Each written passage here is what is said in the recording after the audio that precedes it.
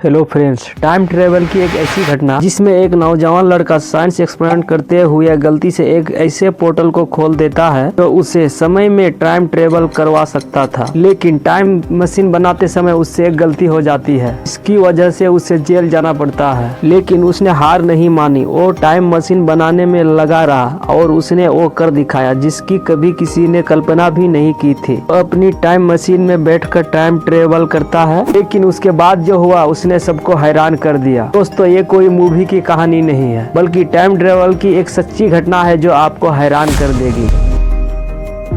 साल 1995 एक 21 साल का लड़का माइक मार्कम जो अमेरिका के मिसौरी में रहता था। माइक मार्कम ने इलेक्ट्रिकल इंजीनियरिंग की थी, तो वो इलेक्ट्रिकल डिवाइसेस पर एक्सपेरिमेंट करता रहता और यही कारण था कि माइक मार्कम के घर पर टूटी फूटी इलेक्ट्रिकल चीजों का कब्रिस्तान बना हुआ था, जिनमें पुराने टीवी, सीडी, रेडियो इत्यादि पड़े थे। माइक मार्कम एक प्रोजेक्ट पर काम कर रहा था जिसमें वह एक ऑब्जेक्ट लीडर बनाने में जुटा हुआ था। दरअसल जैकब सिलेंडर एक डिवाइस होती है जिसमें दो धातु की छड़ों को इस तरह से बी शेप में लगाया जाता है। जब इन छड़ों में हाई वोल्टेज के साथ करंट फ्लो कराया जाता है तो इन छड़ों के बीच एक इलेक्ट्रिकल स्पार्क पैदा होता है जो धीरे धीरे इन छड़ों के ऊपर चढ़ता जाता है। इन छड़ों में हाई वोल्टेज के साथ करंट फ्लो कराने के लिए एक ट्रांसफार्मर का इस्तेमाल किया जाता है। एक स्टेप अप ट्रांसफार्मर की मदद से कम वोल्टेज को हाई वोल्टेज में कन्वर्ट किया जाता है। जैकब सिलेंडर में ये आर्क बनाने के लिए छड़ों के आसपास की हवा गर्म होनी चाहिए, जिससे हवा में रेजिस्टेंस कम हो जाए और ये आर्क अच्छे से बनाने लगे। इस एक्सपेरिमेंट में माइक मार्कम ने पुराने पड़े सीडी प्लेयर से लेजर लाइट निकाली और उस लेजर लाइट को दोनों छड़ों के आसपास डाला। उस लेजर लाइट की वजह से छड़ों के आसपास की हवा गर्म हो गई और दोनों छड़ों के बीच इलेक्ट्रिकल आर्क बनाने लगा। इस इलेक्ट्रिकल आर्क की वजह से हवा आयोनाइज्ड और गर्म होती जा रही थी, जो ऊपर उठती जा रही थी। भी माइक ने देखा कि उसके जैकब सिलेंडर के ऊपर हवा में कुछ डिस्टेंस पैदा हो चुका है। माइक को कुछ समझ नहीं आ रहा था कि ये क्या चीज है, तो उसकी जांच करने के लिए माइक ने एक स्क्रू को उस एनर्जी की बॉल में फेंकता है। जैसे ही वो स्क्रू उस एनर्जी फील्ड में जाता है तो वैसे ही स्क्रू गायब हो जाता है। ये देख माइक बड़ा ही कंफ्यूज हो जाता है। उसे लगा कि स्क्रू उस एनर्जी फील्ड में जाकर कहीं पिघलकर भाप में तो नहीं बदल गया। तभी कुछ सेकेंड में वो स्क्रू जमीन पर गिरता है, लेकिन उस एनर्जी फील्ड से कई फीट दूर। उसने इस एक्सपेरिमेंट को बार बार रिपीट किया, लेकिन हर बार रिजल्ट एक जैसा ही आ रहा था। माइक मार्कम ने गलती से एक पोर्टल बना दिया।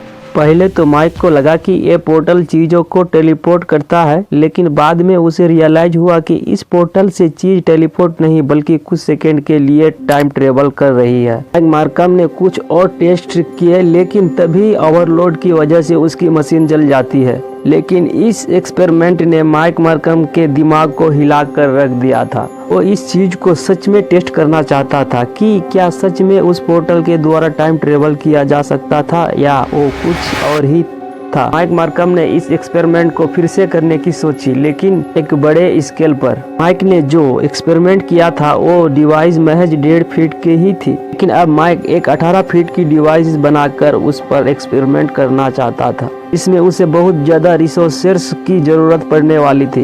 एक बड़ा पोर्टल बनाने के लिए उसे बहुत ज्यादा पावर की जरूरत थी और बड़े बड़े ट्रांसफार्मर की जरूरत थी जो बहुत ज्यादा हाई वोल्टेज में इलेक्ट्रिसिटी की सप्लाई दे सके। बड़े स्केल पर इस एक्सपेरिमेंट को करने के लिए माइक को बहुत ज्यादा फंड की जरूरत थी, लेकिन माइक की आर्थिक स्थिति इतनी सही नहीं थी कि वो इस एक्सपेरिमेंट को अफोर्ड कर पाए।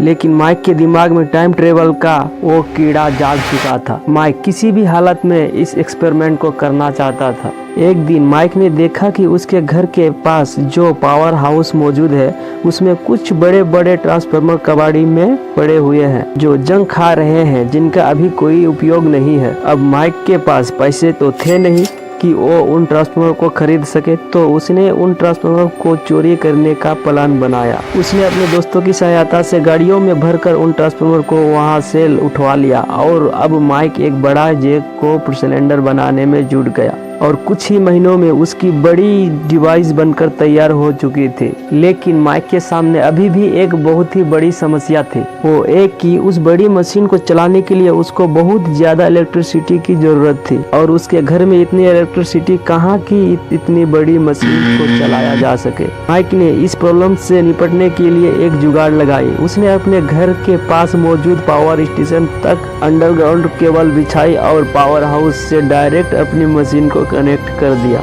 जैसे ही माइक ने अपनी मशीन को चालू किया वैसे ही उसके घर में अंधारा छा गया। माइक ने अपने घर की विंडो को खोला तो देखा कि उसके घर के आसपास पूरे टाउन में ब्लैक आउट हो चुका है और चारों ओर की बत्ती गुल हो चुकी है। तभी माइक ने अपनी मशीन को देखा जो कि सही तरह से काम कर रही थी। मशीन के ऊपर एक ओवरटेक बन चुका था जो अब कुछ फीट बड़ा था।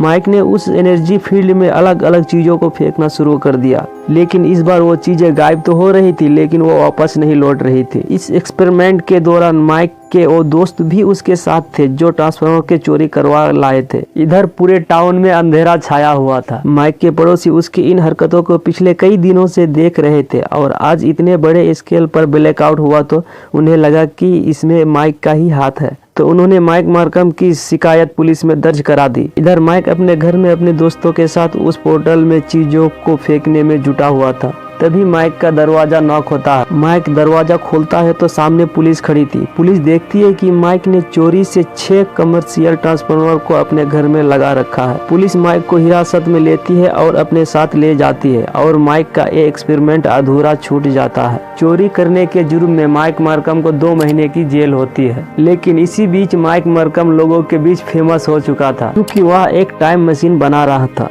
जब माइक मार्कम जेल से रिहा होता है तो coast to coast radio show का होस्ट और टेबल माइक को इंटरव्यू के लिए अपने शो पर इनवाइट करता है। उस रेडियो शो में माइक ने बताया कि वो एक टाइम मशीन बनाने में जुटा हुआ है, लेकिन इस प्रोजेक्ट को पूरा करने के लिए उसके पास रिसोर्सेज नहीं है। उस दिन माइक के इस इंटरव्यू को लाखों लोगों ने सुना और बहुत से लोग माइक की मदद करने के लिए आगे आए। कुछ लोगों ने माइक को फाइनेंशियली सपोर्ट किया तो कुछ लोगों ने अपनी जगह में टाइम मशीन बनाने की इजाजत दे दी। इस बार माइक ने लोगों की मदद से एक बड़े वेयर हाउस में टाइम मशीन बनाना शुरू कर दिया और 1 साल तक काम करने के बाद माइक ने एक बड़ी टाइम मशीन बनाकर तैयार कर ली और अब बारी थी इस मशीन को टेस्ट करने की। माइक ने मशीन को चालू किया और मशीन के ऊपर एक ओवरटेक बनाने लगा। पहले माइक ने उस ओवरटेक में छोटी मोटी चीजें फेंकी जो उस ओवरटेक में जाकर गायब होती, लेकिन 2 मिनट बाद वो चीजें मशीन से 150 से 200 मीटर दूर जाकर तैयार हो रही थी। इन लोगों ने माइक को टाइम मशीन बनाने के लिए सपोर्ट किया था, वो सभी इस नजारों को देख रहे थे। अब माइक ने चूहे को उस ओवरटेक में भेजा और वो भी पहले की ही भांति टेक में जाते ही गायब हुई और कुछ समय बाद मशीन से कई दूर अपीयर हुआ। माइक ने करीब 200 चीजों को ओवरटेक में फेंक कर एक्सपेरिमेंट किया और वो सफल रहा और अब बारी थी एक फाइनल टेस्ट करने की। माइक ओवरटेक के सामने खड़ा हुआ, उसने गहरी सांस ली और उस ओवरटेक में कूद गया। माइक उस ओवरटेक में कूदते ही गायब हो गया। जो लोग इस नज़ारे को देख रहे थे उन्होंने माइक को वेयर हाउस में और उसके चारों ओर ढूंढना शुरू कर दिया, लेकिन किसी को भी माइक कहीं भी दिखाई नहीं दिया। माइक इस ओवरटेक में गायब तो हुआ, लेकिन वह कहाँ गया इसके बारे में किसी को कोई अनुमान नहीं था। गायब होने के बाद जब माइक की आंखें खुली तो माइक ने देखा कि वो एक खेत में पड़ा है, लेकिन उसे कुछ याद नहीं कि वो यहाँ तक कैसे पहुँचा। यहाँ तक कि उसे अपना नाम भी याद नहीं था। कुछ समय बाद धीरे धीरे उसे चीजों की याद आने लगी। उसे याद आया कि वो एक ओवरटेक में कूदा था, जिसके बाद वो वहाँ पहुँच गया और माइक उस वेयर हाउस से करीब 1280 किलोमीटर दूर जा चुका था। माइक जैसे तैसे मैनेज करके उस वेयर हाउस तक पहुंचता है जहां से वो गायब हुआ था। वेयर हाउस में जाकर माइक देखता है कि वहां कोई भी टाइम मशीन नहीं है। वेयर हाउस पूरी तरीके से खाली पड़ा हुआ था। माइक को समझ नहीं आ रहा था कि उसके साथ क्या हुआ है। वो इधर उधर भटक रहा था। तभी उसने न्यूज़पेपर में डेट देखी तो पता चला कि वो 2 साल आगे भविष्य में टाइम ट्रेवल कर चुका है। माइक बड़ा ही कंफ्यूज था कि अब क्या किया जाए, तो वो मिस्टर आर्डबेल के पास कोस्ट टू कोस्ट के उसी रेडियो शो में पहुंचा। आर्डबेल ने माइक से पूछा कि 2 साल पहले तुम गायब होकर कहां चले गए थे और इन 2 सालों में तुम कहां थे। तो इस पर माइक बोला, मुझे तो ऐसा लगता है कि मैं गायब होकर महज 2 से 3 सेकंड्स में ही वापस आ गया था, लेकिन वापस आने के बाद सब कुछ बदल गया। माइक ने कहा कि वो अपने समय में वापस जाने के लिए फिर से एक टाइम मशीन बनाना चाहता है और इस बार फिर से लोग माइक को सपोर्ट करने के लिए फंडिंग करने लगे और माइक फिर से टाइम मशीन बनाने में जुट जाता है। माइक ने कई सारे टेस्ट और एक्सपेरिमेंट के बाद एक फ्राइडे केज को बनाया जो एक कैप्सूल की तरह था। इस बार माइक इस कैप्सूल में बैठकर उस पोर्टल में जाना चाहता था, इससे वो अपने साथ इस कैप्सूल में और भी चीजें ले जा सके और कैप्सूल टाइम ट्रेवल के दौरान उन चीजों को सुरक्षित रख सके। फाइनली माइक एक बार फिर से टाइम ट्रेवल करने के लिए तैयार था। उसने अपने साथ उस एक्सपेरिमेंट के कुछ फोटोग्राफ्स रखे, डॉक्यूमेंट्स रखे और अपना सेल फोन रखा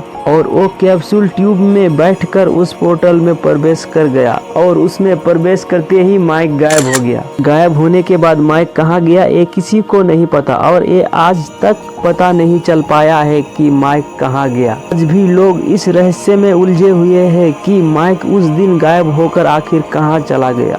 माइक मार्कम की मिस्ट्री यही खत्म नहीं होती। जब माइक आखिरी बार गायब हुआ उसके कुछ दिनों बाद मिस्टर आर्टबेल्ट को एक कॉल आता है जिसमें वह बताता है कि उसी साल 1930 के अखबार की कटिंग मिली है जिसमें एक अजीब से क्राइम केस का जिक्र है। दरअसल 1930 में कैलिफोर्निया के बीच पर पुलिस को एक अजीब हालत में एक डेड बॉडी मिलती है। ये डेड बॉडी एक अजीब से मेटल से बने ट्यूब में बंद थी और उस डेड बॉडी के पास एक अजीब सी डिवाइस भी मिली थी जिसकी वाकया आज के सेल फोन से मिलती जुलती है और उस डेड बॉडी का हुलिया भी माइक मार्कम से मेल खाता है। इस फोन कॉल ने कहानी में नया ट्विस्ट ला दिया, लेकिन सवाल यहाँ उठता है कि क्या साल 1930 में जो डेड बॉडी मिली थी वह सच में माइक मार्कम की ही था या किसी और की? अगर वो माइक मार्कम ही था तो वो समय में इतना पीछे कैसे चला गया? माइक मार्कम के टाइम ट्रेवल की ये गुत्थी अभी भी एक रहस्य बनी हुई है। अब सवाल ये आता है कि माइक मार्कम की इस कहानी में कितनी सच्चाई है।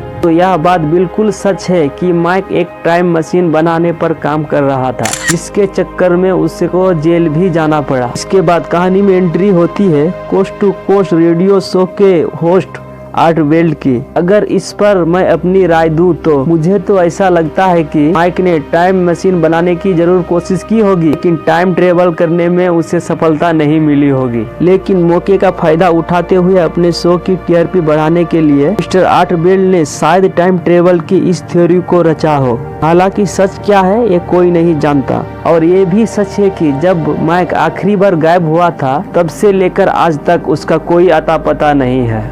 दोस्तों, क्या सही में टाइम ट्रेवल होता है? नीचे कमेंट में बताइए और इस वीडियो को देखने के लिए बहुत बहुत धन्यवाद।